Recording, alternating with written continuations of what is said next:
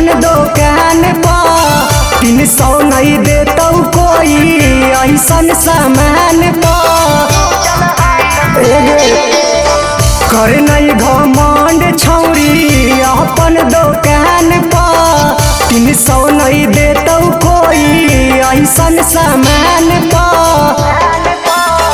तोहरा सामान में न अतौ कौनो की लगे 300 रुपया दे बउनो तोर टूटल हा कौसी लगे 300 रुपया दे बउनो तोर टूटल हा कौसी लगे।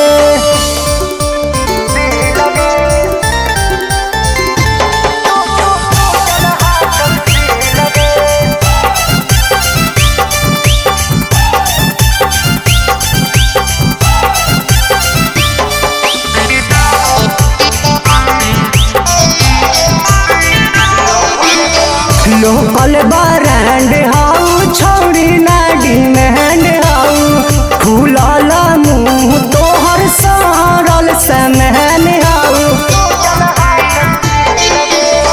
लोकल ब्रांड हाउ छौरी ना डिमांड हाउ फूलल मुँह तोहर सरल सामान हाउ होले हाउ गंदा तोहर पानी वाला झील गे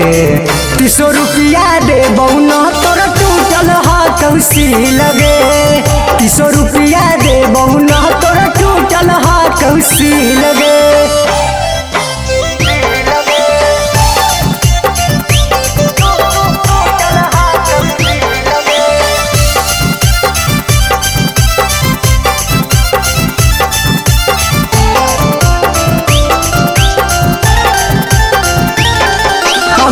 तोहर मकानवा के गेट हाउ बर लगे